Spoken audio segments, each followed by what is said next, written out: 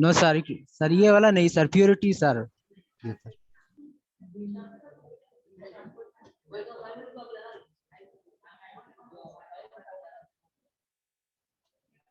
Yes sir, ये वाला sir.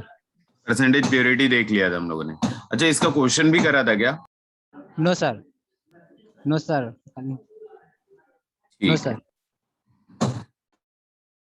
तो आप लोग जरा एक क्वेश्चन अटेम्प्ट करिए। लास्ट क्लास में परसेंटेज प्योरिटी तो अगर डेफिनेशन सिखा लिया है तो just go through the definition, एक बार आप डेफिनेशन देख लीजिए एंड देन इसके बाद ये क्वेश्चन एक बार ट्राई करिए।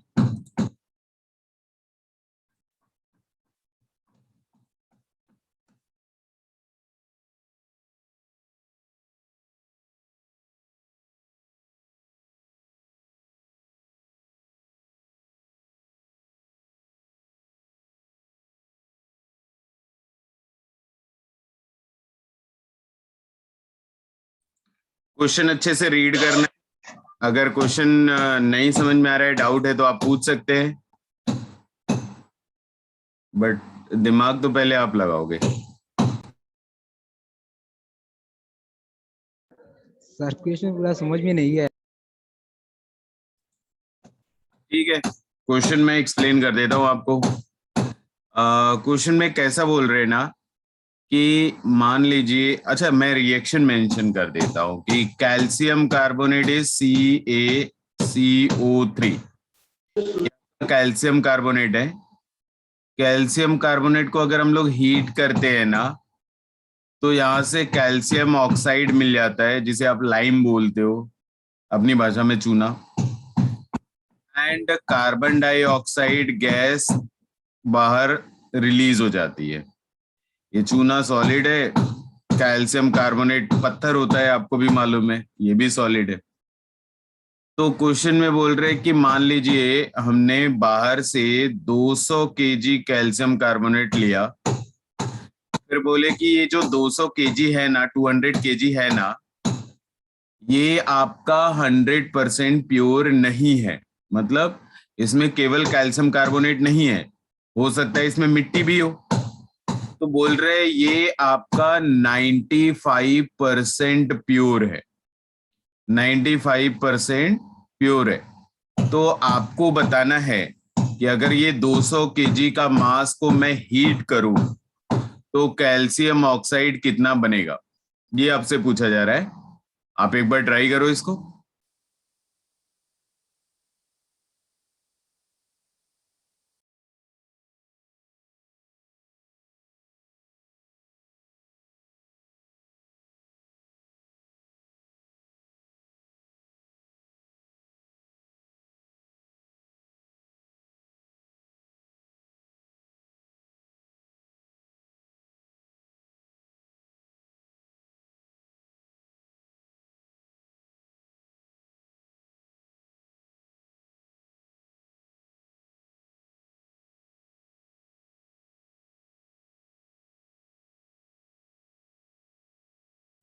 कोई बताएगा? आपके पास 200 केजी कैल्शियम कार्बोनेट है जो कि इम्प्योर है, 100% प्योर नहीं है। प्योरिटी बोल रहे हैं 95% प्योर है, 5% इम्प्योरिटी है। इसको हीट करना है and then calcium oxide produce करवाना है। पूछ रहे कितना कैल्शियम ऑक्साइड आपका बनेगा।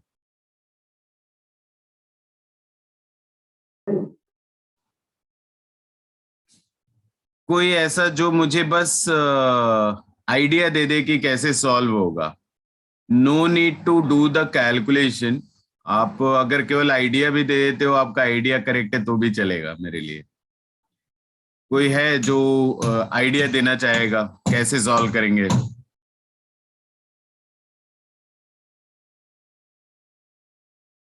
नहीं?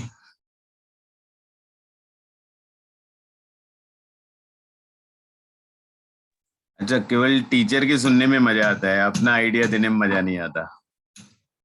चलो देखो, सबसे पहले आपको क्या करना चाहिए, you need to calculate the pure mass of pure mass of calcium carbonate. Calcium carbonate का प्योर मास कैसे कैलकुलेट करेंगे?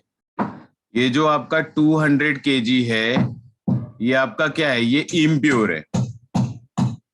इसका अगर आप 95% कैलकुलेट कर लेते हो तो जो मास मिलेगा वो आपका प्योर होगा। यही तो क्वेश्चन में बोल रहे थे। तो 200 का अगर आप 95% कैलकुलेट करोगे तो इट विल बी 190 kg। ये 190 kg क्या आएगा बच्चे? ये प्योर कैल्शियम कार्बोनेट है। अब आपको सॉल्व करना है। कैसे करें? तो अब देखो, हमसे जो जो इंफॉर्मेशन हमको दिया है और जो इंफॉर्मेशन हमको पूछा जा रहा है, इनको आपस में कनेक्ट करेंगे। ठीक है? कैल्शियम कार्बोनेट के बारे में इंफॉर्मेशन दिया है, कैल्शियम ऑक्साइड के बारे में पूछ रहा है। मैं ऐसा बोलूंगा कि अगर मैं 1 मोल कैल्शियम कार्बोनेट ले आता तो 1 मोल कैल्शियम ऑक्साइड का फॉर्मेशन हो जाता। बच्चे ये जो 190 kg आपको मिला हुआ है कैल्शियम कार्बोनेट ना, इसका आप मोल कैलकुलेट कर सकते हो। तो अगर मैं number of mole of calcium carbonate calculate करूं तो मोल क्या होता है? जरा फॉर्मूला बताओ। हमको क्या दिया? मास दिया ना। तो मास अगर दिया हुआ है, मोल कैलकुलेट करना है, कैसे कैलकुलेट करेंगे? मास ऑफ सैंपल इन ग्राम, हाँ, डिवाइडेड बाय मोलर मास। अब मोलर मास के लिए एक दो इंफॉर्मेशन मैं बता दूं कि कैल्शियम का एटॉमिक मास होता है 40, कार्बन होता है 12, ऑक्सीजन होता है 16। तो अगर आप कैल्शियम कार्बोनेट का मोलर मास कैलकुलेट करोगे तो ये आपको 100 मिलेगा। अगर आपको किसी को डाउट है तो आप पूछ सकते हो, मैं एक एक ऐड करके दिखा दूंगा। अगर आप कैल्शियम ऑक्साइड का मोलर मास कैलकुलेट करोगे तो ये आपको मिलेगा 56। तो मैं क्या बोल रहा हूं कि मैं, चलिए, मोल कैलकुलेट कर लेता हूं कैल्शियम कार्बोनेट का। मास हमको किस में लिखना है? सैंपल का ग्राम में। तो मेरे पास कितना था? 190 kg था। kg को ग्राम में कन्वर्ट करने के लिए 10³ से डिवाइड करना पड़ेगा and divided by molar mass. Molar mass कितना? 100। तो इसको मैं क्या लिख सकता हूं? इसको मैं लिख सकता हूं 1.9 इंटू 10³ मोल। इतना सारा मोल बना हुआ है। किसका बना हुआ है? इतना सारा प्योर मोल है। किसका है? कैल्शियम कार्बोनेट का है। अब आप देखो, आपने स्टोइचियोमेट्री में क्या बोला कि अगर आप 1 मोल कैल्शियम कार्बोनेट ले आते हो तो 1 मोल कैल्शियम कार्बोनेट से 1 मोल कैल्शियम ऑक्साइड बन जाएगा। आपके पास कितना मोल है कैल्शियम कार्बोनेट का? 1.9 इंटू 10³ तो बच्चे यहां पे रख दो ना। अगर आपके पास 1.9 इंटू 10³ मोल होता कैल्शियम कार्बोनेट का, तो कैल्शियम ऑक्साइड का भी इतना ही मोल होगा, 1.9 इंटू 10³ तो फाइनली आपको आंसर तो यही मिल गया था। आपको कैल्शियम ऑक्साइड ही तो ढूंढना था। लेकिन एक प्रॉब्लम है, आपको जो आंसर मिला वो मोल में मिला। और मैंने आपको ऐसा बोला हुआ है कि जिस यूनिट में आपको क्वेश्चन में वैल्यू दी जाएगी उसी यूनिट में फाइनल आंसर आपको बताना रहेगा। आपको मतलब कैल्शियम ऑक्साइड किस में बताना है? केजी में बताना है। तो आप क्या करोगे? अब कैलकुलेट करोगे मास ऑफ कैल्शियम ऑक्साइड। अगर आप कैल्शियम ऑक्साइड का मास कैलकुलेट करना चाहते हो तो फॉर्मूला क्या यूज कर लूं मैं?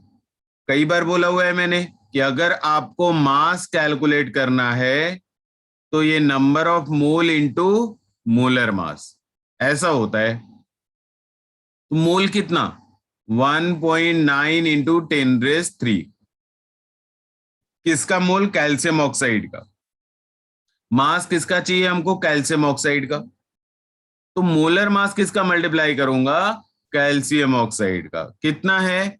56 ग्राम है। कैल्शियम ऑक्साइड का मोलर मास कितना है? 56 ग्राम है। तो ये जो आंसर आया आपका, ये किस में आया? ग्राम में आया। अगर आप केजी में आंसर करना चाहते हो तो ये ग्राम को 10⁻³ मतलब 1000 से डिवाइड कर दो। 1000 से डिवाइड करूंगा, क्या मिलेगा? 1.9 इंटू 56 केजी। यही आंसर होगा। ये आपका फाइनल आंसर है। आपको फाइनल आंसर किस में बताना पड़ेगा? केजी में बताना पड़ेगा। क्यों केजी? क्योंकि जो आपको वैल्यू दी गई है वो केजी में दी गई है, तो आपको फाइनल आंसर भी केजी में रिपोर्ट करना रहेगा। इतना क्लियर है?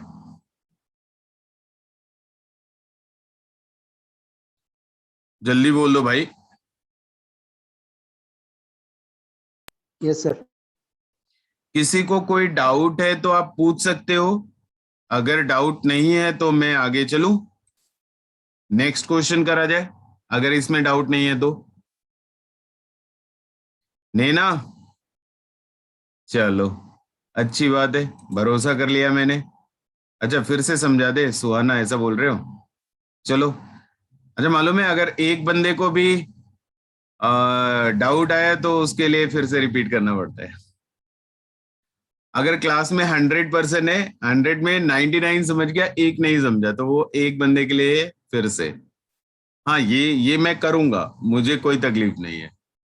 देखो मैं आपको ये बता रहा था कि आपको ये क्वेश्चन दिया गया, लास्ट क्लास में हम लोगों ने परसेंटेज प्योरिटी का डेफिनेशन देख लिया था। ये क्वेश्चन दिया गया, क्वेश्चन में बोल रहे कि आपके पास ना 200 kg लाइम स्टोन है जो कि 95% प्योर है। आपको ये बताना है कि अगर मैं ये लाइम स्टोन को हीट करूं, गर्म करूं, तो मुझे कैल्शियम ऑक्साइड, जो कि लाइम बोलते हैं, कैल्शियम ऑक्साइड कितना बनेगा, यही क्वेश्चन में पूछ रहे। Calculate the amount of lime that can be prepared by heating 200 kg of lime stone that is 95% pure. तो पहले तो मैंने रिएक्शन लिख दिया, हो सकता है आपको रिएक्शन ना मालूम रहा हो तो आप रिएक्शन लिख लेना, क्योंकि ये आगे भी काम आएगा। फिर मैंने सबसे पहले काम क्या करा कि आपको जो 200 kg दिया है वो 100% प्योर नहीं है। पहले आप ढूंढो कि कितना प्योर है, तो आपको बोला कि 95% प्योर है। मैंने कैलकुलेट कर लिया pure mass of calcium carbonate. कैसे? टोटल 200 kg था, उसका 95% कैलकुलेट करा, तो कितना मिल गया बच्चे? 190 kg मिल गया। ये आपका क्या हो गया? प्योर कैल्शियम कार्बोनेट हो गया। अब मैं क्या करूं? अब कैल्शियम कार्बोनेट का नंबर ऑफ मोल कैलकुलेट कर लूं। मोल कैसे कैलकुलेट करूंगा? Mass divided by molar mass. Mass हमको दिया, कितना दिया? 190 kg। तो ये केजी था, केजी को ग्राम में कन्वर्ट करने के लिए मैंने 10⁻³ से मल्टीप्लाई कर दिया, तो इसमें किस में मिल गया? ग्राम में मिल गया। मोलर मास कैल्शियम कार्बोनेट का कितना होता है? 100। ये डिवीजन करा तो हमको वैल्यू क्या मिल गई? 1.9 इंटू 10⁻³ मोल। ये आपका प्योर मोल है, इसमें कोई इम्प्योरिटी नहीं है।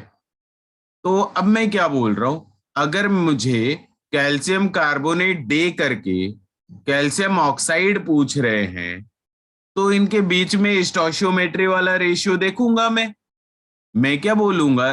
देखिए रिएक्शन बैलेंस है, तो मैं क्या बोलूंगा कि 1 मोल कैल्शियम कार्बोनेट अगर मेरा खर्च हो जाएगा तो 1 मोल कैल्शियम ऑक्साइड बन जाएगा। मैंने यहां लिख लिया इस स्टेटमेंट में कि 1 मोल अगर कैल्शियम कार्बोनेट खर्च हो रहा है तो 1 मोल कैल्शियम ऑक्साइड बनेगा। मेरे पास कैल्शियम कार्बोनेट कितना है? 1.9 इंटू 10⁻³ मोल। तो अगर मेरे पास 1.9 इंटू 10³ मोल कैल्शियम कार्बोनेट, तो हमें 1.9 इंटू 10³ मोल कैल्शियम ऑक्साइड प्रोड्यूस हो रहा होगा।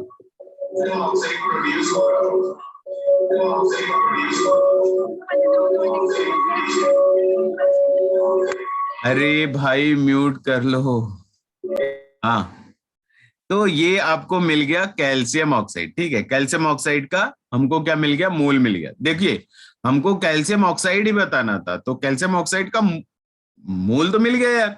तो आपका आंसर ये भी हो सकता था, लेकिन मैंने आपको ये बोला हुआ है कि क्वेश्चन में अगर आपको इंफॉर्मेशन जो दिया हुआ है वो अगर केजी में दिया हुआ है, तो आपको फाइनल आंसर भी केजी में बताना पड़ेगा। तो ये मतलब मोल को मुझे केजी में अब कन्वर्ट करने का टास्क है।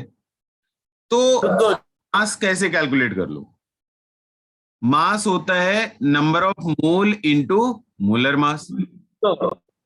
हाँ बताइए बताइए, कुछ बोल रहे क्या रिजौल? नहीं, कुछ नहीं बोल रहे।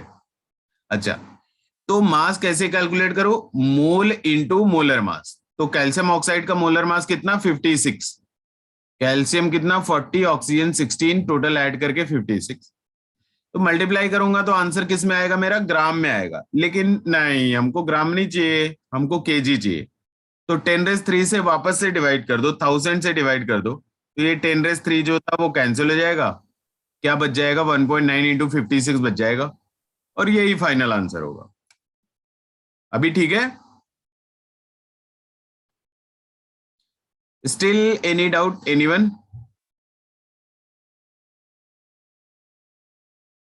कोई हाँ नहीं बोल दो यार। Clear sir. कोई डाउट नहीं है ना? तो मैं नेक्स्ट क्वेश्चन की तरफ मूव कर रहा हूं। क्वेश्चन फिर से, पहले आप क्वेश्चन को पढ़ो, समझो। अगर क्वेश्चन समझने में तकलीफ है तो आप मुझसे पूछ सकते हो, मैं क्वेश्चन एक्सप्लेन कर दूंगा। बट सबसे पहले दिमाग आप अपना लगाओगे। यहाँ पे एक रिएक्शन यूज होगा, मैं रिएक्शन लिख देता हूं। NaCl जो कि नमक है आपका, इसको अगर आप सिल्वर नाइट्रेट के साथ रिएक्शन कराते हो तो जो फाइनल प्रोडक्ट आपको मिलेगा that is EgCl and sodium nitrate, NaNO3। ये रिएक्शन यहाँ पे इस्तेमाल होगा। अब आप एक बार क्वेश्चन पढ़ लो, समझ लो। अगर क्वेश्चन में कोई डाउट है तो आप पूछ सकते हो।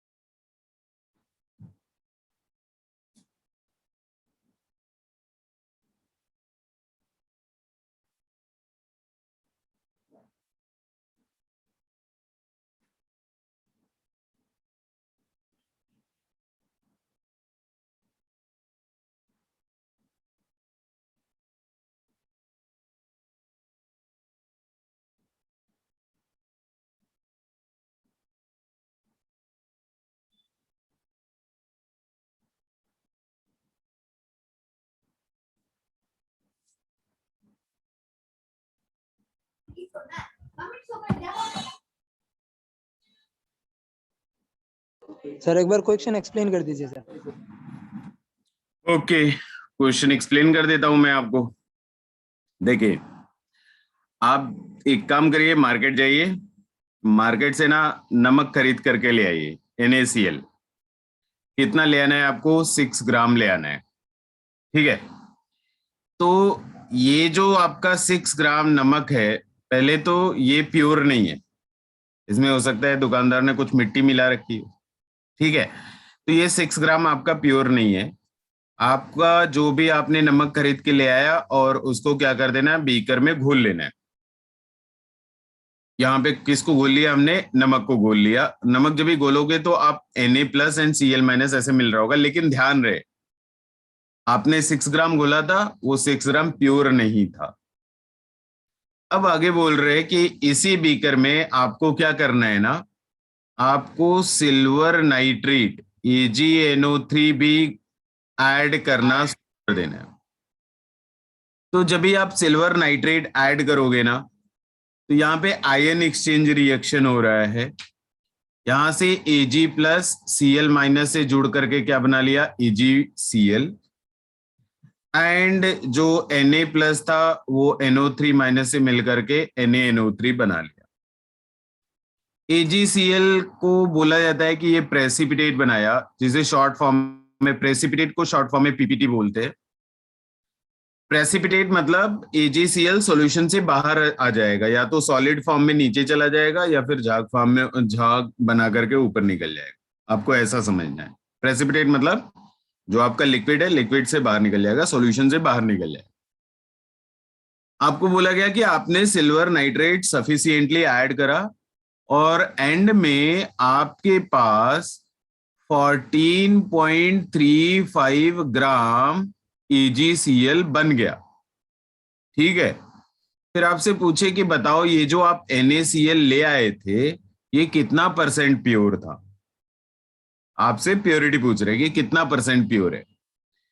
तो देखो सोचने का तरीका कैसा है कि आप ऐसा सोचो कि ये 6 ग्राम में जो प्योर नमक रहा होगा ना, केवल वही AgCl बना सकता है।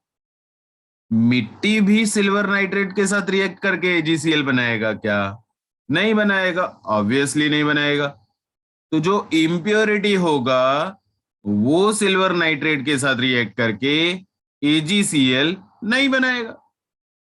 तो मतलब ये जो मास बना हुआ है AgCl का, ये प्योर NaCl से बना हुआ है। तो अगर मुझे ये पता चल जाए कि इतना AgCl बनाने के लिए कितना NaCl का जरूरत होगा, जितना भी NaCl का जरूरत होगा वो प्योर रहेगा। अब परसेंटेज प्योरिटी का जो फॉर्मूला था वो हमने पिछली क्लास में लिखा था। क्या लिखा था? Pure mass divided by total mass. Total तो भाई क्वेश्चन में दे रखा है ना 6। अगर आप किसी भी तरीके से प्योर वाला बता दो तो ये फॉर्मूला यूज करके 100 से मल्टीप्लाई कर दूंगा, आंसर आ जाएगा। अब आप बताओ कि ये प्योर वाला मास कैसे निकालोगे? अब उसमें दिमाग लगाओ जरा, इससे ज्यादा इंफॉर्मेशन नहीं दूंगा। इससे ज्यादा करना होगा तो फिर मैं ही सॉल्व कर लूंगा। अब आप दिमाग लगाओ, प्योर वाला मास आप कैसे कैलकुलेट करोगे?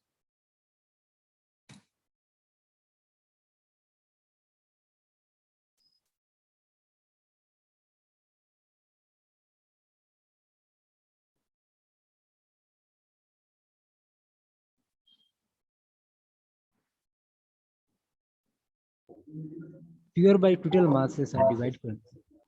हाँ, पहले लेकिन आप बताओ तो सही, प्योर मास कितना आएगा? टोटल तो 6 ग्राम है ना, तो हमको दे रखा है। Yes sir. आप प्योर वाला बता दो कैसे भी, अपना काम हो जाएगा। प्योर सर 14.35 ग्राम क्या सर? नहीं, वो 14.35 तो AgCl का है ना यार, हमको यस सर। NaCl का चाहिए ना प्योर वाला। Okay sir. परसेंटेज प्योरिटी तो NaCl, देखो जो इम्प्योर है उसी का परसेंटेज प्योरिटी कैलकुलेट करते हैं। इम्प्योर कौन है? NaCl। तो NaCl का टोटल जो इम्प्योरिटी के साथ जो टोटल मास है वो 6 ग्राम है। तो यार प्योर वाला मास जब तक पता नहीं चलेगा तो कैलकुलेट कैसे करें? प्योर वाला आप ढूंढो। ढूंढने के लिए मैंने हिंट दे रखा है, इंफॉर्मेशन आपको कहानी सुना रखी है, अब आप दिमाग लगाओ।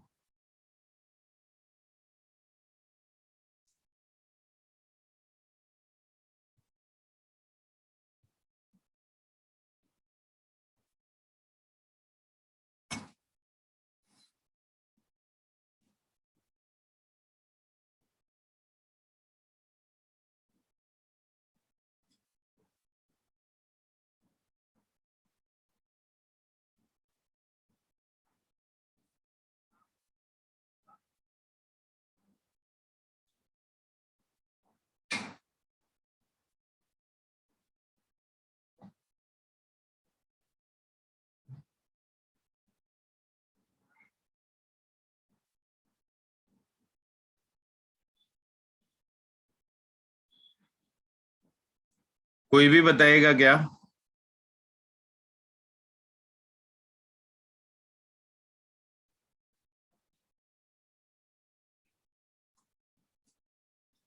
एनीवन?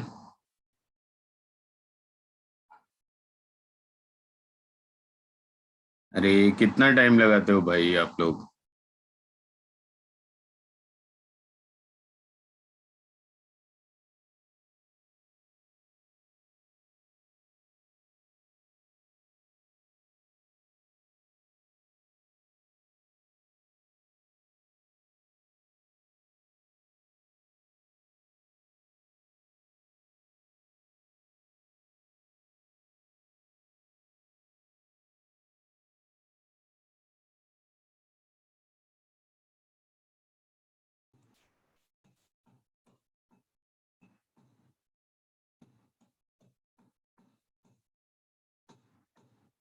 कोई नहीं बताएगा? अरे यार, धोखा दे दिया हमको। मैं तो इस उम्मीद में वेट कर रहा था कि आप लोग कम से कम ये तो प्योर वाला तो बता ही दोगे। अरे भाई देखो, फिर से एक बार हिंट देता हूं आपको। हिंट यही था कि जो AgCl आपका बना हुआ है ना, उसको बनाने के लिए प्योर NaCl ही खर्चा होगा। इम्प्योर NaCl से, मिट्टी से AgCl नहीं बनेगा। क्या बोल रहे हो? सिस करो, सिस क्लास। क्या बोल रहे हो? क्लास करो। सहीन क्या हो गया भाई? जोश में आ गए क्या अचानक से? देखो, आपको AgCl का 14.35 ग्राम ये प्रोड्यूस हो रहा था। सबसे पहले आपको क्या काम करना चाहिए? Number of mole of AgCl calculate कर लेना चाहिए। अब मुझसे कोई पूछ ही ना रहा कि अच्छा बोल रहे हो कि 23.9। नहीं बच्चे, अब देखो, अब तो मैं कर ही रहा हूं। सिल्वर का एटॉमिक मास इज 108। कोई पूछ ही नहीं रहा, पता नहीं। मतलब साफ है। नहीं पूछने का मतलब साफ है कि कोई सॉल्व नहीं कर रहा है। सॉल्व करते तो जरूरत पड़ती, सॉल्व नहीं कर रहे हो, चिल मार रहे हो, आगे मूवी चल रहा है, चलने दो। क्लोरीन का atomic mass is 35.5 and sodium का एटॉमिक मास इज 23। ये सब जरूरत पड़ने वाला है, जो कि कोई नहीं पूछ रहा। तो मैं ये कह रहा हूं कि AgCl का अगर आप मोलर मास चेक करोगे ना, AgCl का, तो सिल्वर का 108, क्लोरीन का 35.5, ऐड करोगे तो 143.5 ग्राम आता है। ये मोलर मास आता है। तो अगर मुझे AgCl का मोल चाहिए तो मैं क्या लिखूंगा? Mass 14.35 gram mass divided by molar mass is 143.5। तो मोल कितना मिल गया हमको? 0.1 मोल मिल गया। अब आप समझो कि अगर मुझे इसका 1 मोल प्रोड्यूस करना है तो 1 मोल NaCl जरूरत पड़ेगा ना यार। आपको बोल बोल के थक गया हूं मैं कि जो दिया जा रहा है और जो पूछा जा रहा है उसको एटलीस्ट स्टोइचियोमेट्री से रिलेट करना सीखो। नहीं तो चैप्टर खत्म हो जाएगा, कुछ नहीं समझ में आएगा, सब बर्बाद चला जाएगा। कम से कम 50 क्वेश्चन तो मैं कर लिया यार आप लोगों के चक्कर में। तो AgCl दिया, NaCl पूछ रहा था, तो मैं क्या बोलूंगा कि 1 मोल AgCl अगर आपको प्रोड्यूस करना है तो 1 मोल NaCl का जरूरत आपको पड़ेगा। एक्चुअल सीन में आपको कितना प्रोड्यूस करवाना था? 14.35 ग्राम। और 14.35 ग्राम कितना होता है? 0.1 मोल। तो अगर आप 0.1 मोल AgCl का प्रोड्यूस करना चाहते हो तो 0.1 मोल NaCl की जरूरत पड़ेगी। और ये वो NaCl होगा जो प्योर होगा, क्योंकि ये ही वो NaCl है जो रिएक्शन में पार्टिसिपेट कर रहा है। अच्छा बोल रहे हो कि 143.5 कैसे हुआ? अरे भाई देखो देखो देखो, AgCl का अगर आपको मोलर मास कैलकुलेट करना है तो सिल्वर का एटॉमिक मास कितना? 108 लिखा तो है सामने, 108। और क्लोरीन, यहाँ Cl भी है Ag भी है, तो क्लोरीन का एटॉमिक मास कितना? 35.5, ये भी तो सामने लिखा हुआ है। ऐड करो जरा, अगर देखो ऐड करके आ जाए 143.5। अगर अभी भी ऐड ना हुआ तो बेटा कहीं ना कहीं तो लफड़ा है। ऐड करोगे 143.5 आता है भाई। मोलर मास में तो मैं हर बार पूछता हूँ, डाउट है तो पहले ही बोल दो। चलो, समझ में आ गया होगा, उम्मीद है कि AgCl का मोलर मास 143.5 होता है। फिर मैं आगे क्या बोल रहा था कि 0.1 मोल प्रोड्यूस करवाने के लिए 0.1 मोल का जरूरत पड़ेगा। मतलब ये कौन सा नमक है, कौन सा NaCl है, ये प्योर वाला है, तो मोल तो मिल गया ना। हमको क्या चाहिए? हमको मास चाहिए ना, प्योर वाला मास। तो क्या लिख लूंगा? Pure mass of NaCl। अगर NaCl का आपको प्योर मास चाहिए तो प्योर मोल कितना है? 0.1 मोल क्या था? प्योर था। मास कैसे मिलता है? हर बार 10, हर क्लास में 10 बार तो बोलता ही हूं, mass is number of mole into molar mass. Number of मोल कितना? 0.1। मोलर मास किसका लिखूंगा? अरे भैया NaCl का मास चाहिए था हमको, तो NaCl का मोलर मास लिखूंगा। NaCl का मोलर मास कितना है? Sodium 23, chlorine 35.5। ऐड करो जरा, कितना आता है? 23 प्लस 35.5, क्योंकि एक सोडियम है और एक क्लोरीन है। ऐड करो, कितना आता है? It is 58.5। अब 58.5 को 0.1 से मल्टीप्लाई कर रहे हो, क्या आएगा? 5.85 ग्राम। भाई देखो, ये हो गया आपका प्योर मास। अब करेक्ट आया नवनीत, लेकिन परसेंटेज गलत बता रहे हो। डेटा आपका करेक्ट है, दैट विल बी 97.5% बच्चे। ये क्या हो गया? ये आपका प्योर मास हो गया। अब फॉर्मूला यूज करो ना यार, परसेंटेज प्योरिटी का। परसेंटेज प्योरिटी का फॉर्मूला क्या था? प्योर मास न्यूमरेटर में 5.85, न्यूमरेटर में, डिनोमिनेटर में कितना? 6 इंटू 100।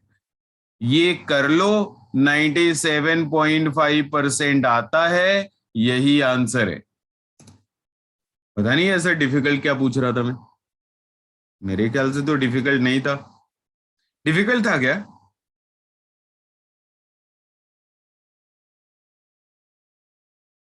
अरे तुम तो हाँ नहीं बोलने में 1 साल लगाओगे, तब तक मैं सो के आराम से फ्रेश होकर के आ जाऊंगा। डिफिकल्ट था क्या? No sir. आसान था यार, थोड़ा सा बस सोचना होता है। फिर उसके बाद तो वही काम जो हम लोग हर क्वेश्चन में करते, वही काम करते रहते, आंसर आ जाता है। चलो, नेक्स्ट टॉपिक सीखते हैं, परसेंटेज प्योरिटी का। ठीक है, परसेंटेज प्योरिटी। तो परसेंटेज प्योरिटी में आप केवल हेडलाइन लिखो यहाँ पे, और ये फॉर्मूला लिखो। ये बीच का स्टोरी आपको नहीं लिखना है, इधर भी नहीं लिखना, ये सब आपके काम नहीं आएगा। आप परसेंटेज ईल्ड का, प्योरिटी नहीं, परसेंटेज ईल्ड का हेडलाइन लिखो और फॉर्मूला लिखो। फिर मैं आपको समझा रहा हूं कि एग्जैक्टली ये होता क्या है और इसके बारे में कैसे समझना है हम लोग। फटाफट कॉपी करो जरा। तो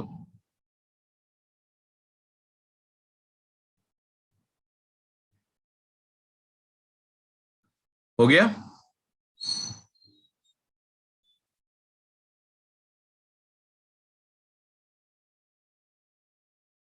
दो लाइन लिखने में यार क्या मतलब, स्केल स्केल से लिखने लगे। हो गया ना?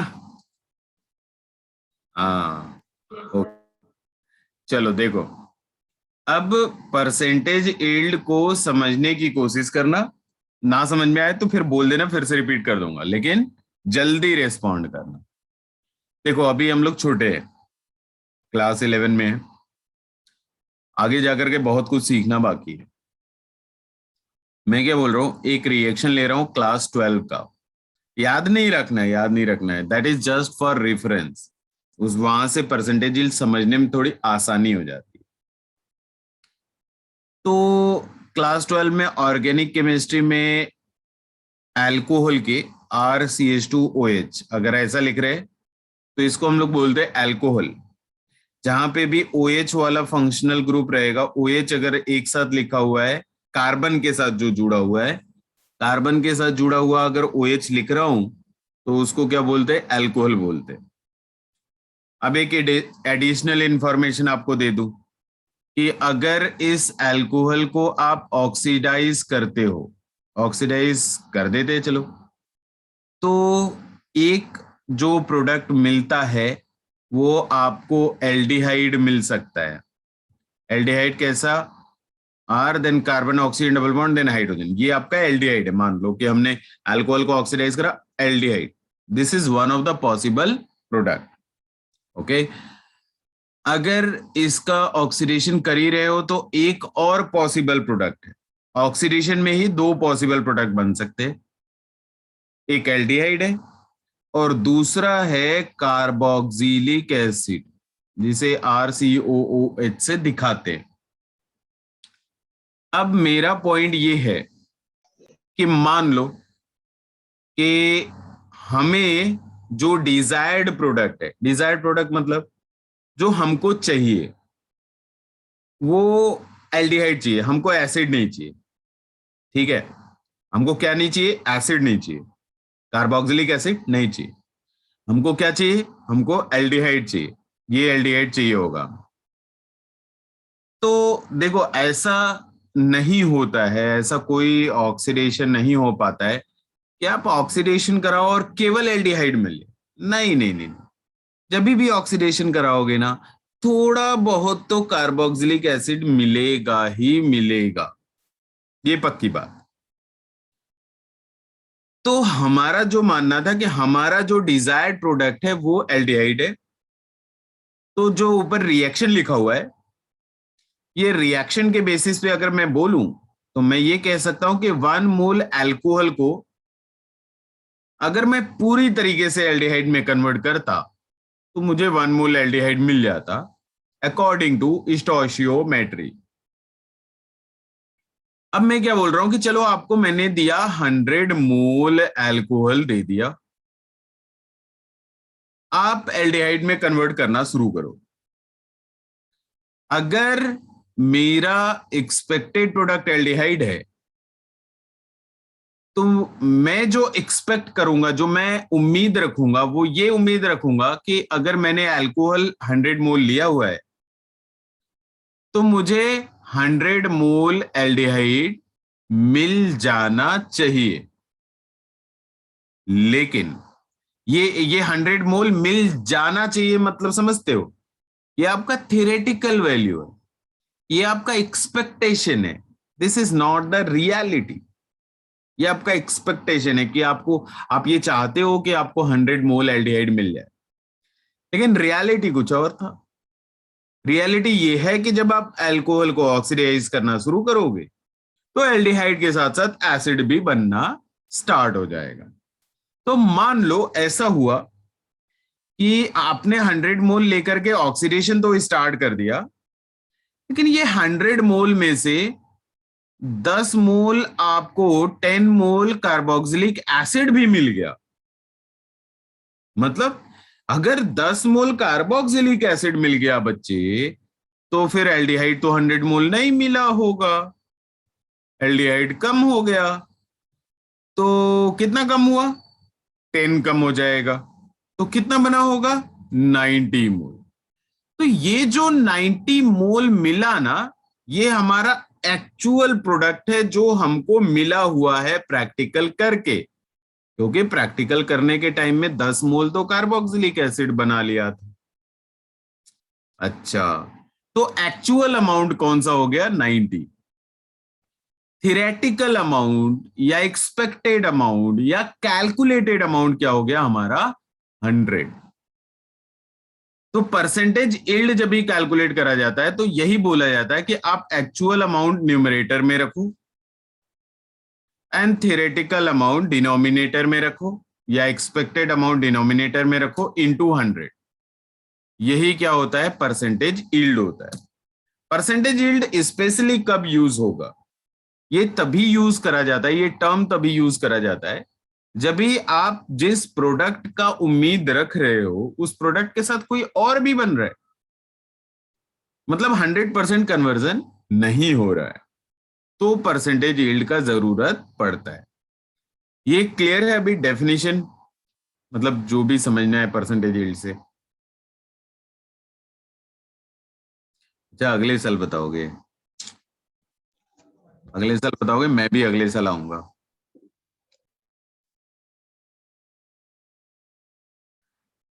जल्दी बोलो, कोई डाउट, कोई कंफ्यूजन, कोई प्रॉब्लम?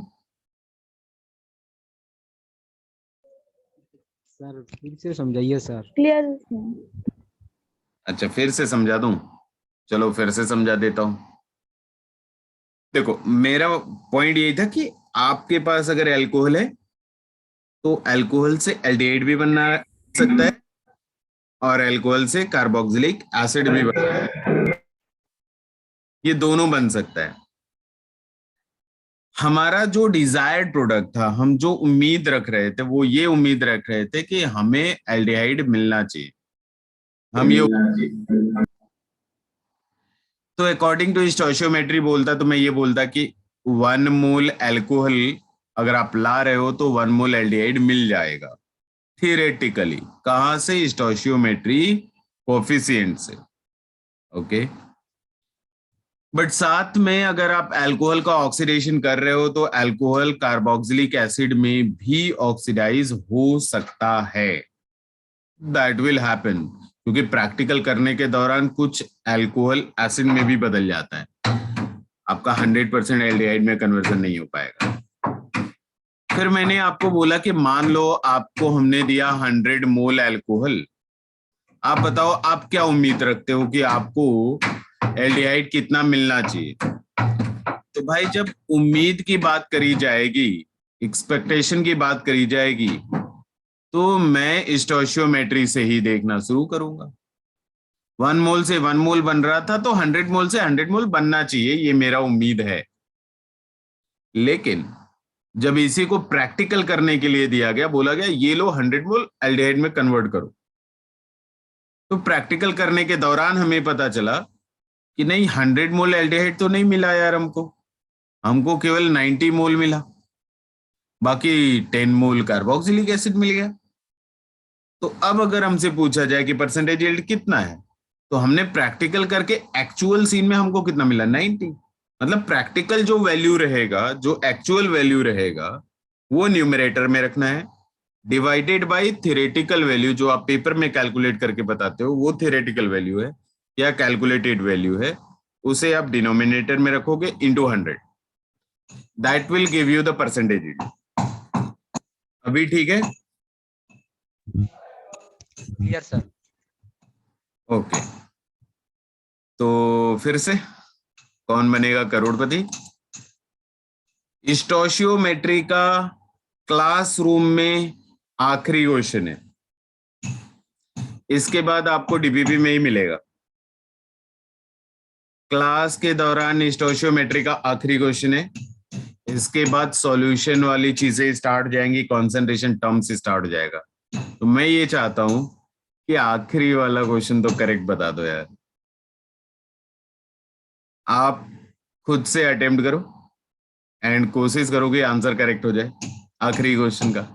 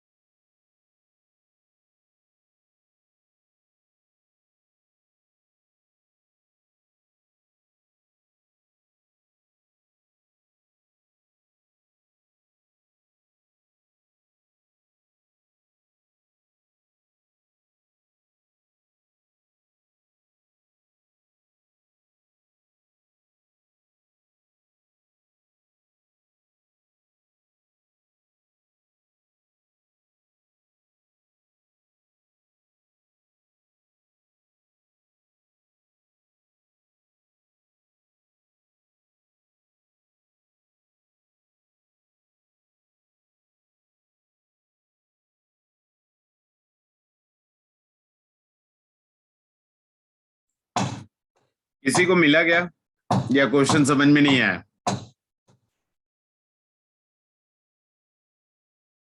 अरे हाँ नहीं बोलो यार, जल्दी बोलो, आखिरी क्वेश्चन है, जल्दी खत्म करना है हमको इसको।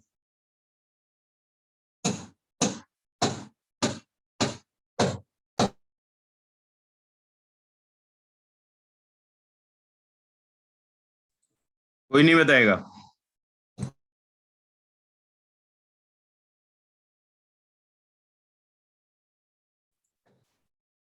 चलो फिर देखना शुरू करो। आखिरी क्वेश्चन भी मैं ही करता हूँ बेटा, पक्के से सिलेक्शन मेरा हो जाएगा, फिर ध्यान रखना। जब सारे क्वेश्चन मैं ही करूंगा तो सिलेक्शन तो मेरा ही होगा। देखो, बोल रहे हैं ये जो रिएक्टेंट ए है, इसका अगर आप ऑक्सीडेशन कराते हो तो इससे आपको एक्स मिल जाएगा। रिएक्शन आपको दिया हुआ है, बैलेंस रिएक्शन है। बोले सम ऑफ द रिएक्टेंट ऑक्सीडाइजेस, मतलब ए का हमने कितना लिया हुआ है, 200 ग्राम लिया। इस ए का हमने 200 ग्राम ले लिया और इसको ऑक्सीडाइज करना स्टार्ट कर दिया। आपको पूछा जा रहा है कि एक्स कितना बनेगा। साथ में आपको ये ध्यान रखना है कि यील्ड कितना है, मैक्सिमम यील्ड कितना है, 70% है। अब कैसे करें इस क्वेश्चन को? बेटा स्टार्ट तो कर ही लेना चाहिए आपको। अगर स्टार्ट भी आपसे नहीं हो रहा है तो बहुत बुरे सिचुएशन में है हम लोग, अगर आपसे क्वेश्चन सॉल्व करना ही स्टार्ट भी नहीं हो रहा।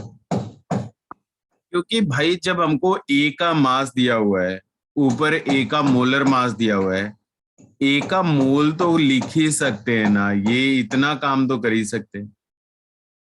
ए का मोल कैसे लिखेंगे? मास कितना, 200 ग्राम डिवाइडेड बाय मोलर मास कितना, 128 ग्राम पर मोल। तो ये कुछ आ रहा होगा, ठीक है, कंप्लीट सॉल्व करने का जरूरत नहीं है। 200 डिवाइडेड बाय 128 मोल, ये मोल किसका मिल गया? ए का मिल गया। हम कुछ भी ऐसा नहीं करेंगे जो नया रहेगा। हम एक ही काम करते करते पक गए, 50 क्वेश्चन करते करते पक गए हम तो।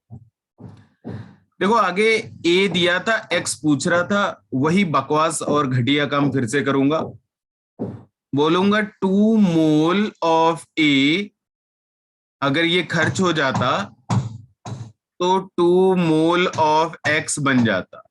ये क्या बात हुआ? ये तो 50 क्वेश्चन में कर चुका हूं, ये तो आप कर ही सकते थे। अगर मैं 1 मोल ऑफ ए खर्च करता तो 1 मोल ऑफ एक्स बन जाता। ए का खर्च करने के लिए मेरे पास कितना मोल है? मेरे पास 200 डिवाइडेड बाय 128 मोल है। तो एक्स का कितना बनेगा? एक्स का 200 डिवाइडेड बाय 128 मोल बनेगा। हाँ तो ठीक है ना, इतना ही मोल बनेगा। लेकिन हमको मोल थोड़ी बताना था, मुझे मास बताना था। तो मास ऑफ एक्स जो आप उम्मीद कर रहे हो वो कितना होगा? Mole into molar mass.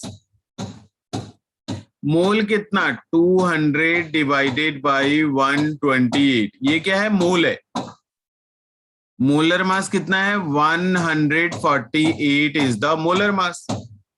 तो बच्चे ये क्या मिल गया? ये ग्राम में आपको मास मिल गया, किसका? एक्स का।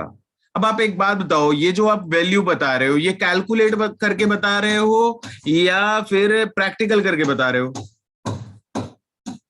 जल्दी बोलो तो, जल्दी से रिस्पॉन्ड करो, मुझे इसका आंसर चाहिए। ये जो आप वैल्यू बता रहे हो, ये प्रैक्टिकल करके बता रहे हो या कैलकुलेट करके बता रहे हो? अरे बहुत बेकार लोग हो यार। फातिया, जस्ट फातिया विल आंसर। फातिया खातून जल्दी बोलो, ये कैलकुलेटेड है या एक्सपेरिमेंटेड है? अरे बोलने के बाद भी बोल रहे।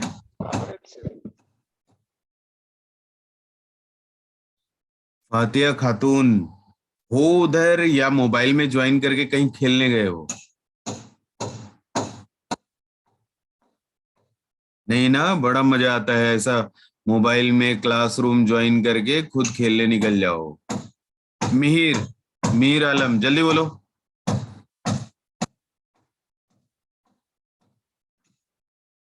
बड़े बेकार लोग हो यार तुम लोग। मतलब हाँ नहीं, कैलकुलेटेड एक्सपेरिमेंटल, मुंह खोलने में इतनी तकलीफ है आपको, समझ में नहीं आता है। कैसे लोग हो यार आप लोग, Repeat, sir. तकलीफ हो जाता है आप लोगों को। अब जिससे जिससे पूछूंगा फटाफट डिस्कनेक्ट करना, है ना। उमर चौधरी, जल्दी बोलो।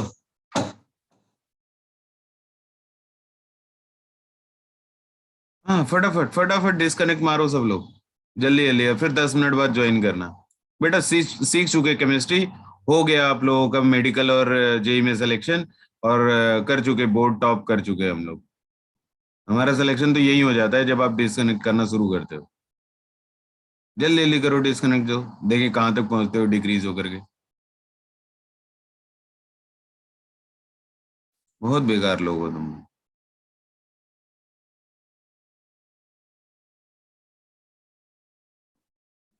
क्या बोल रहे हो फातिया? सर समझ में आया बट कैन नॉट। क्यों भाई, बस मैं इतना पूछ रहा था कि ये जो मास मिला आपको, ये कैलकुलेटेड है या एक्सपेरिमेंटल है? आपने एक्सपेरिमेंट कहाँ करा है यार, पेपर में तो कैलकुलेट कर रहे हो।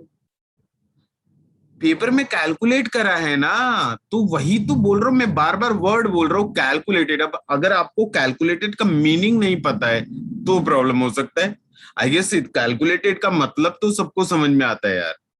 हमने कैलकुलेटेड निकाला है ना, ये थियोरेटिकल है, this is not the experimental. इतना सा चीज पूछ रहा था, कौन सा डिफिकल्ट चीज पूछ लिया आपसे? जो भी चीज आप पेपर में कैलकुलेट करते हो दैट इज थियोरेटिकल बच्चे, वो थियोरेटिकल होता है। तो ये आपका थियोरेटिकल मास है, ये आपका एक्सपेक्टेशन है। अब लास्ट में मैं यूज करूंगा परसेंटेज यील्ड, क्योंकि आपको जो आंसर करना है वो ये आंसर करना है कि एक्स एक्चुअल में कितना बनेगा, ये आपको आंसर करना है। तो अभी हम लोग फॉर्मूला देख रहे थे कि भाई ये जो यील्ड का फॉर्मूला होता है ना, ये क्या होता है, एक्चुअल न्यूमरेटर में होता है एंड थ्योरेटिकल डिनोमिनेटर में होता है, थ्योरेटिकल डिनोमिनेटर में होता है इनटू 100। यही फॉर्मूला अभी हम लोगों ने देखा अभी के अभी। तो वैल्यू रख दो यार। परसेंटेज यील्ड कितना दे रहे हैं, 70 दे रहे हैं। एक्चुअल मास आपको कैलकुलेट करना है। थ्योरेटिकल कितना है आपके पास, थ्योरेटिकल है 200 डिवाइडेड बाय 128 इंटू 148। ये आपका थ्योरेटिकल है इंटू 100। अगर ये आपसे सिंप्लीफाई हो जाता है तो यही आपका actual mass to be produced होगा और यही फाइनल आंसर होगा।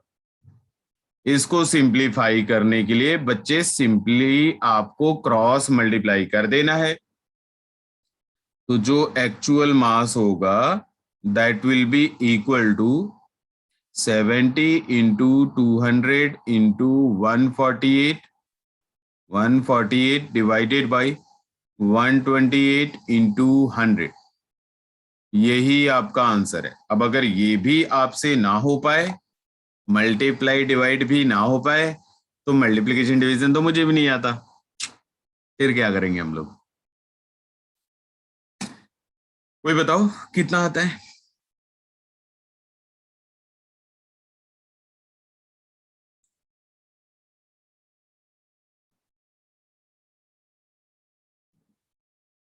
कोई बताओ कैलकुलेशन करके। बहुत बड़े वाले आलसी हो तुम लोग, मुंह भी नहीं खोलना चाहते तो पेन कैसे चलेगा, प्रॉब्लम वो है।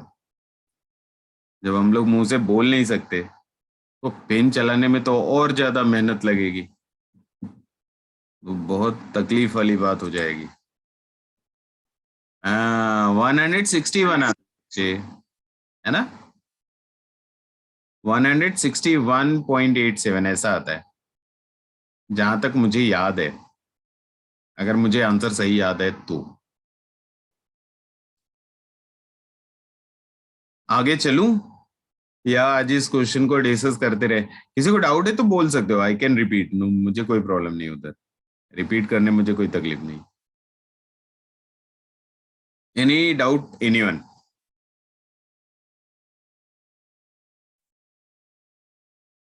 आंसर 161.87 आता है बच्चे, ये करेक्ट है। किसी को कोई डाउट है? वो तो बोलोगे नहीं, क्योंकि बोलने में बहुत ज्यादा एनर्जी खर्च होती है। No doubt sir. चलो फिर आगे चला जाए। तो इस चैप्टर के दो इंपॉर्टेंट पार्ट हम लोगों ने खत्म कर लिए। एक कैलकुलेशन ऑफ मोल, जिसमें 3 फॉर्मूले सीखे थे हम लोग, मास divided by molar mass, volume at STP divided by 22.4, तीसरा number divided by Avogadro number. ये तीनों फॉर्मूले पे हम लोगों ने क्वेश्चन करना शुरू किया था, फिर उसको खत्म करा। दूसरा पोर्शन था आपका stoichiometry and limiting reagent, start करा, जम के क्वेश्चन करे, 40-50 क्वेश्चन करे, वो भी एंड हो गया। अब तीसरा पार्ट स्टार्ट होने जा रहा है, that is solution and it's concentration unit. आपको बता दूं, अगर कोई भी इस चैप्टर को लाइटली ले रहा है कि नहीं भी सीखने से काम होगा, या फिर अगर आपके दिमाग में ये चीज है कि एग्जाम से पहले मैं इस चैप्टर को रट्टा मार लूंगा, मेरा मार्क्स आ जाएगा, तो जेई में क्वालिफाई कर जाऊंगा या मेडिकल में क्वालिफाई कर जाऊंगा, इम्पॉसिबल है। इम्पॉसिबल वर्ड सुने हो? इम्पॉसिबल है। रट्टा मार करके आज तक हिस्ट्री में किसी का नहीं हुआ, तो तुम्हारा कैसे हो जाएगा? ठीक है, तो वो वाला थॉट निकाल देना अंदर से, अगर है तो, कि मैं लास्ट वाले दिन पढ़ करके सब कर लूंगा। आप तो अभी तो शुरुआत है, अभी तो जंग की शुरुआत हुई है। 31 चैप्टर पढ़ने होते हैं, और ये फर्स्ट चैप्टर का 2 टॉपिक खत्म करा है। चैप्टर वो भी नहीं, 2 टॉपिक खत्म करा है। अभी इसी चैप्टर में 4-5-6 टॉपिक और आने बाकी है, तो एक ही चैप्टर में हम बर्बाद हो जाएंगे। वो तो 31 चैप्टर है। 31 चैप्टर एक सब्जेक्ट का, टोटल तो 100 चैप्टर से ज्यादा हो जाते हैं। Physics chemistry math bio, physics chemistry math या फिजिक्स केमिस्ट्री बायो ऐड करके 100 से ज्यादा निकल जाते, बर्बादी है। तो जब तक हम लोग सिंसियरली वर्क नहीं कर रहे हैं, बढ़िया से पढ़ाई नहीं कर रहे हैं, टाइम पे डीपीपी नहीं सॉल्व कर रहे, डाउट नहीं पूछ रहे हैं, हम राइट ट्रैक पे हैं ही नहीं, हम दूसरी दुनिया में हैं। ठीक है, तो डू नॉट डू दैट। तीसरा पोर्शन स्टार्ट करने जा रहा हूं। It is very very very important. 12th class में ये टॉपिक यूज होगा, फिर से आएगा नहीं, उधर इतना डिटेल बताऊंगा नहीं, तो ये टॉपिक यूज होगा। चैप्टर का नाम ही है वहां पे सॉल्यूशन एंड कॉलिगेटिव प्रॉपर्टी, वो चैप्टर का नाम 12वीं के बुक में देख लेना। तो अगर ये वाला पोर्शन आपका क्लियर नहीं हुआ, तो फिर आप वहां पे तो बहुत लफड़ा होगा। ठीक है, तो चलो अब स्टार्ट करते हैं। जितना समझाना था मैंने समझा लिया। सबसे पहले तो आप ये सॉल्यूशन का डेफिनेशन कॉपी कर लो।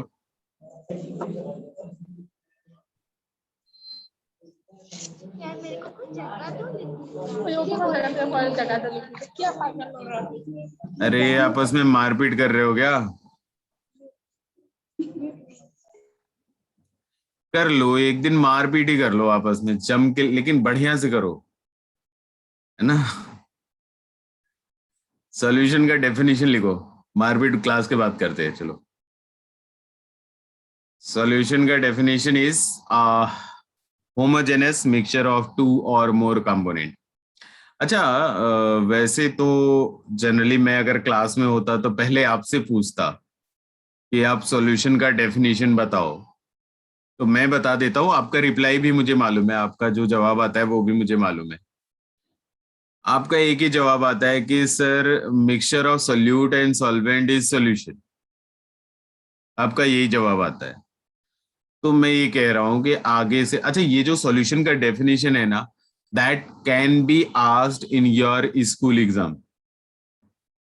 आपके स्कूल में के एग्जाम में भी ये डेफिनेशन पूछा जा सकता है। अच्छा एक चीज और बोलनी थी आपको, समझा ही रहा हूं, थोड़ा और समझा देता हूं,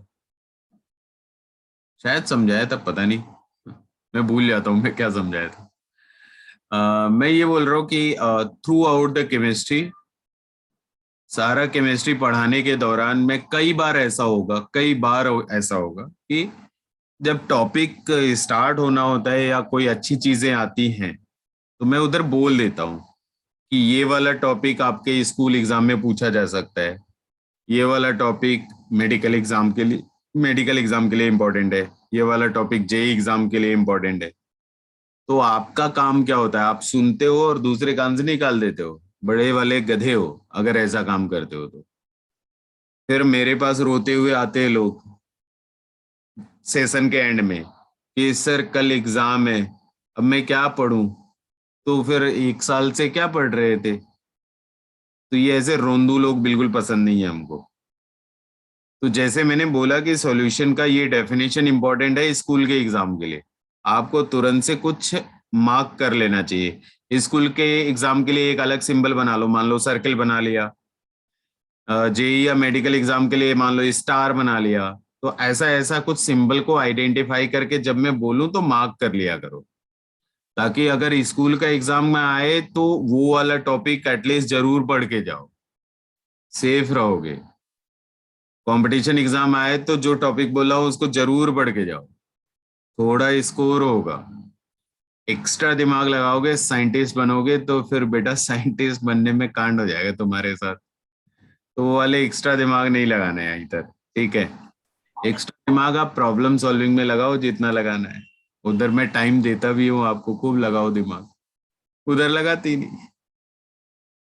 तो हाँ, आगे से ना कोई भी सॉल्यूशन का डेफिनेशन अगर मैं पूछ रहा हूं तो कोई भी ये मुझे कभी नहीं बोलेगा कि it is a mixture of solute and solvent. ये घटिया वाला डेफिनेशन केवल 8 9 10 के लिए ठीक है। तो हम लोग बड़े हुए, क्लास 11 में है, तो आपको जो डेफिनेशन लिखा हुआ है वो बोलना पड़ेगा। एग्जैक्टली ये वर्ड नहीं, मुझे बस ये चाहिए। आप अपने स्कूल के एग्जाम में अगर ये वर्ड जरूर मेंशन करते हो तो आपको मार्क्स दिया जाएगा। अगर आप ये वर्ड होमोजेनस मिक्सचर का वर्ड इस्तेमाल नहीं करते हो तो हो सकता है आपको कंप्लीट मार्क्स ना मिले, आपका मार्क्स काट दिया जाए, ये हो जाएगा आपके साथ। तो ये थोड़ा केयरफुल रहना। तो फिर नेक्स्ट अगला क्वेश्चन यही उठता है कि व्हाट इज होमोजेनस मिक्सचर। कोई बताएगा व्हाट इज होमोजेनस मिक्सचर? नहीं, तुम कैसे बताओगे, तुम तो साइंटिस्ट आदमी हो। देखो अभी पूछना शुरू किया था तो 15 14 तक पहुंच गए थे, थोड़ा बकवास करा, फिर से 19 पहुंच गए, अभी फिर पूछूंगा, दो चार लोगों का नाम लूंगा, फिर से 10 12 पे पहुंचोगे। अरे सेम कब, कंपोजिशन होता है सर। Same composition, okay. अच्छा आप चलो मैं आपको एक एग्जांपल देता हूं, उसमें बताना आप। देखो मान लो मैं ना एक बीकर लिया और बीकर में ना ऐसा पानी भर रखा हूं, और नमक लिया है, नमक, नमक इजिली अवेलेबल है, हर जगह अवेलेबल है। तो नमक लेकर के ना मैं इधर पानी में डाल दिया। मेरा क्वेश्चन ध्यान से सुनना, मेरे पास पानी था और नमक डाल दिया। जिस मोमेंट पे, जिस टाइम पे मैंने नमक उस पानी में डाला था, उसी मोमेंट पे आपको बताना है कि ये होमोजेनस है या हेट्रोजेनस है।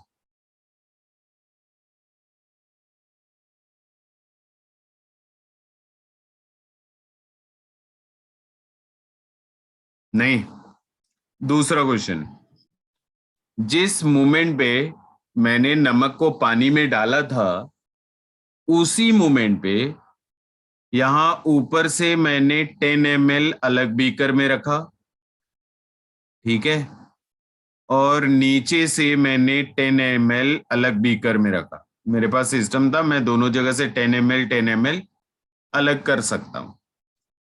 आपको बताना है क्या दोनों बीकर में 10 ml 10 ml जो आप अलग करे हो, क्या दोनों बीकर में नमक के मॉलिक्यूल NaCl के मॉलिक्यूल सेम रहेंगे, नंबर ऑफ मॉलिक्यूल सेम रहेंगे या डिफरेंट रहेंगे?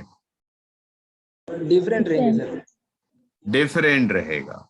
तो डिफरेंट अगर है तो मैं एक चीज तो बोल ही सकता हूं कि फिर ये जो आपने पानी लिया हुआ है, इस पानी में NaCl के मॉलिक्यूल का, नमक के मॉलिक्यूल का यूनिफॉर्म डिस्ट्रीब्यूशन नहीं हुआ। तो अगर यूनिफॉर्म डिस्ट्रीब्यूशन नहीं हुआ है तो वो होमोजेनस मिक्सचर नहीं होता। वो क्या होता है? वो हेट्रोजेनस। ठीक है। फिर मैं क्या बोल रहा हूं कि आप ना इस नमक को पानी में डाल करके ना कुछ देर के लिए छोड़ दो, आधे घंटे 1 घंटे छोड़ दो, नमक घुल गया। अब ये होमोजेनस है या हेट्रोजेनस है? होमोजेनस। अब ये होमोजेनस है। ठीक है। तो आप सॉल्यूशन किसको बोलोगे? सॉल्यूशन सेकंड वाले को बोला जाएगा। फर्स्ट वाले को सॉल्यूशन नहीं बोला जा सकता क्योंकि वहां पे यूनिफॉर्म डिस्ट्रीब्यूशन नहीं है। इसलिए डेफिनेशन में होमोजेनस वर्ड इस्तेमाल करना जरूरी होता है। तो उम्मीद करता हूं कि आपने डेफिनेशन लिख ही लिया है सॉल्यूशन का, और ये जो डिवीजन है ये भी आप कॉपी कर लेना, क्लासिफिकेशन ऑफ सॉल्यूशन। फर्स्ट जो क्लासिफिकेशन है that is based on number of component, and second जो कंपोनेंट है दैट कैटेगराइजेशन है, क्लासिफिकेशन है, that is based on phases of substance before mixing. Actually वो आपका 12वीं में आता है। सेकेंड वाला जो पोर्शन है, ये जो सेकेंड वाला पोर्शन है वो क्लास 12 में हम लोग पढ़ते हैं।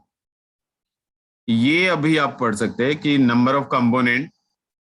नंबर ऑफ कंपोनेंट मतलब आप ऐसा समझो कि हमने पानी लिया और अल्कोहल लिया, मिक्स कर दिया। तो हमने कितने कंपोनेंट मिक्स करे? 2 कंपोनेंट। तो अगर 2 कंपोनेंट मिक्स करे हुए तो ऐसे सॉल्यूशन को हम लोग बोलते हैं बाइनरी सॉल्यूशन। ऐसे क्या बोलते हैं? Binary solution. अब नेक्स्ट क्या करा? मान लो हमने वाटर लिया, नमक लिया एंड ग्लूकोज, चीनी C6H12O6 लिया और इनको मिक्स करके होमोजेनस मिक्सचर बना लिया। तो हमने कितने कंपोनेंट मिक्स करे? 3 कंपोनेंट। तो इसका नाम क्या रहेगा? Ternary solution. यहां आगे दिया हुआ है, आपको चाहिए तो आप लिख सकते हो। नंबर ऑफ कंपोनेंट 2 है तो बाइनरी सॉल्यूशन, 3 है टर्नरी, 4 है क्वाटर्नरी सॉल्यूशन, 5 है पेंटानरी सॉल्यूशन एंड सो ऑन। ऐसा नाम ऐड कर सकते हैं। इंपॉर्टेंट चीज ये है कि हमारे सिलेबस में केवल और केवल बाइनरी सॉल्यूशन ही है। टर्नरी या क्वाटर्नरी सॉल्यूशन हमारे सिलेबस में है ही नहीं। तो ये आप दिमाग में रखना है। अब जो बात आता है सॉल्यूशन के अंदर, अगर मैं बाइनरी सॉल्यूशन की बात करूं तो बाइनरी सॉल्यूशन में एक हमारा सॉल्यूट होता है, दूसरा सॉल्वेंट होता है। आपसे अच्छा, आप में से कोई भी बताना चाहेगा? हालांकि सामने लिखा भी हुआ है कि सॉल्यूट सॉल्वेंट, तो चलो मैं ही बता देता हूँ। आप जो बताओगे सामने जो लिखा है वही बोल देता हूँ। आप यही बोलते हो कि उस बाइनरी सॉल्यूशन में जिसका अमाउंट ज्यादा होता है वो सॉल्वेंट और जिसका अमाउंट कम होता है वो सॉल्यूट। सभी लोगों की तरफ से यही आंसर आता है। तो फिर मेरा एक क्वेश्चन इसके बाद आता है। अब देखें आप कितना जग रहे हो। तो क्वेश्चन ये था कि मान लो हमने 46 ग्राम इथाइल एल्कोहल C2H5OH लिया और इसको मिक्स कर दिया 36 ग्राम वाटर के साथ। तो 2 कंपोनेंट मिक्स करे हमने। आपको बताना है इनमें से सॉल्यूट कौन है एंड सॉल्वेंट कौन है। अगर आपको एटॉमिक मास चाहिए तो कार्बन का 12, ऑक्सीजन 16, हाइड्रोजन 1। जल्दी से बताओ कि इसमें से सॉल्यूट कौन है एंड सॉल्वेंट कौन, जल्दी।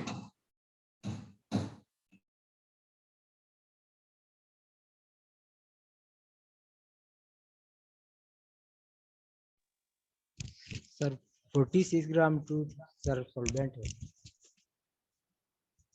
अब CH5OH इथाइल एल्कोहल सॉल्वेंट है। और अगर कोई और कुछ और सोच रहा है तो आप बता सकते हो, शर्माओ नहीं, इधर कोई ऐसा नहीं है जिससे तुम शर्मा सको, तो आंसर बता लो। एक तो बोल रहे सर पहले वाले को सॉल्वेंट बोल देते, तो अगर आपने पहले वाले को सॉल्वेंट बोला हुआ है तो सेकंड वाला क्या हो जाएगा, सॉल्यूट हो जाएगा। कोई भी ऐसा जो चेंज करना चाहेगा इसमें, एनीवन?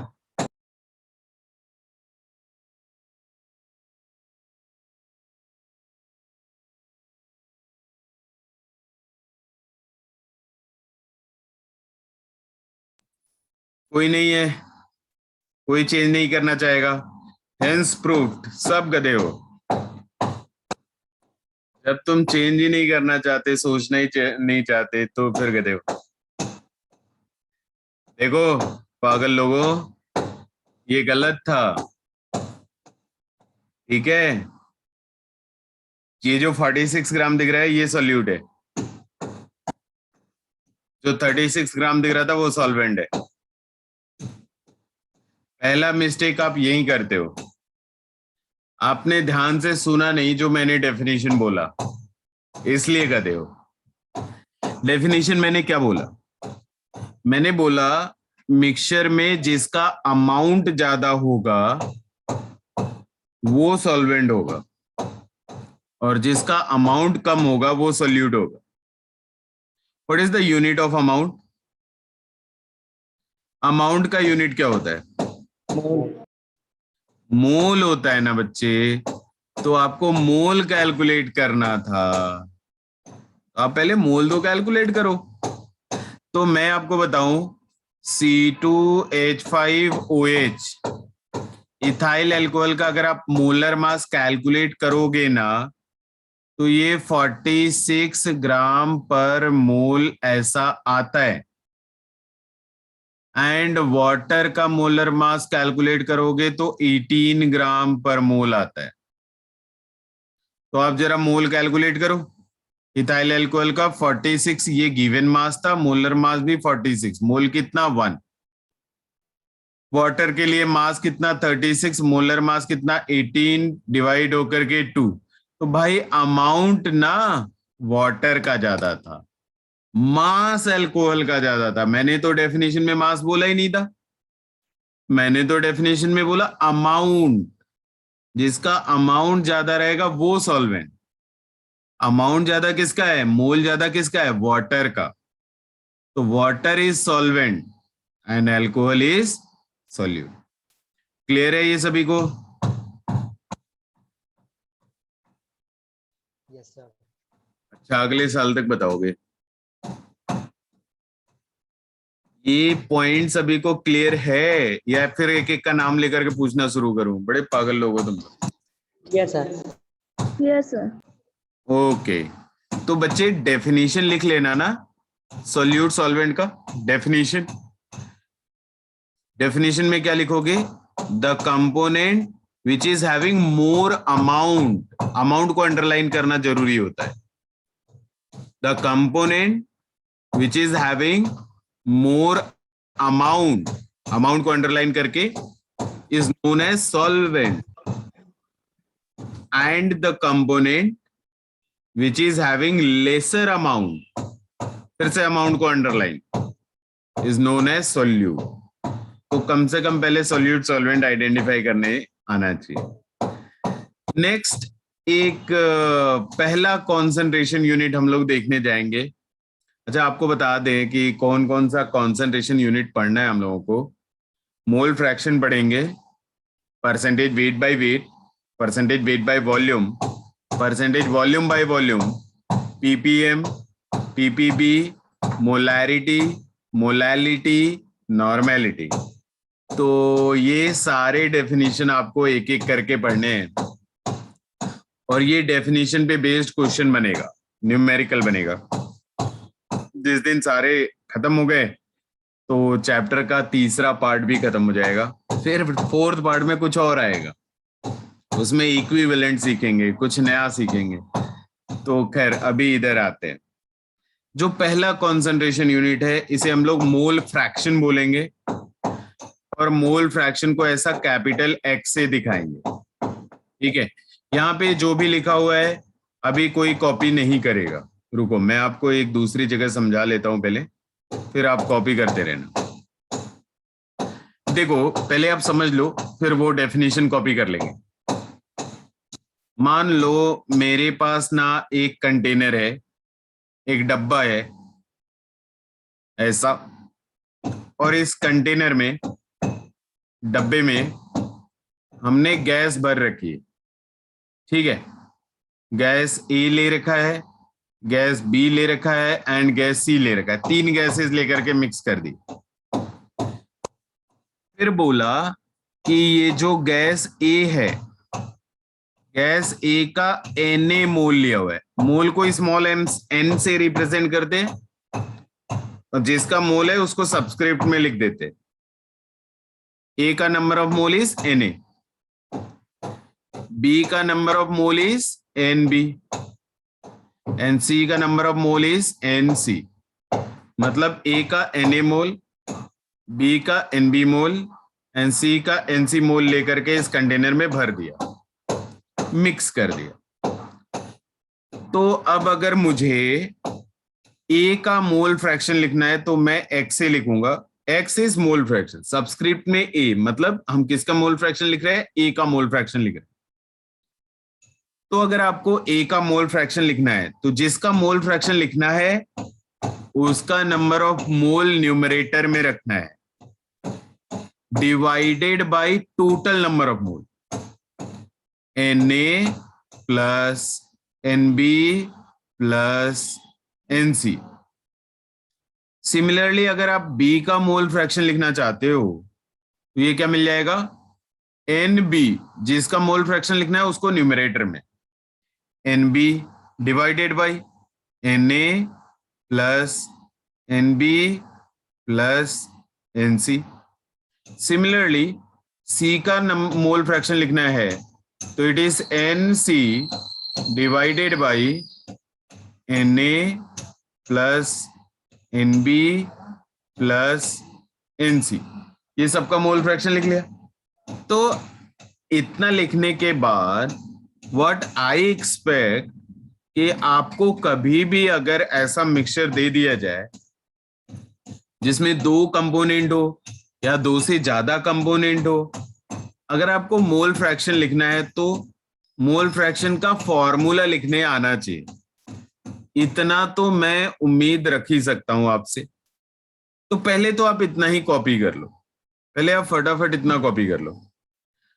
अब नेक्स्ट ये है कि XA plus XB plus XC equal to 1 आएगा और यहां से स्टार्ट होगा अगली क्लास। इसके बाद ना थोड़ी और भी इंपॉर्टेंट चीजें बताएंगे बट उसमें थोड़ा टाइम लगेगा। तो पहले आप इतना कॉपी कर लो, इसके बाद की चीजें मोल फ्रैक्शन के बारे में और आगे डिस्कस करेंगे हम लोग। ठीक है, अरे समझदार लोग बोलो जल्दी। अच्छा बोल रहे हो, कॉपी हो गया? बड़ा जल्दी यार, क्या समझदार लोग हैं। तो ठीक है, मिलते हैं अगली क्लास में। पढ़ाई लिखाई करते रहो और मुझको कम पकाओ, ठीक है? मुझसे क्वेश्चन जितना पूछना है पूछो, लेकिन चुप रह करके जो पकाते हो ना वो बहुत खतरनाक होता है मेरे लिए। बोल बोल के पकाओ जितना बोल के पकाना है, लेकिन चुप रह के मत पकाओ, ठीक है? चलो आज यही स्टॉप करते हैं। Bye bye. Thank you sir. Bye, sir. Thank you, sir.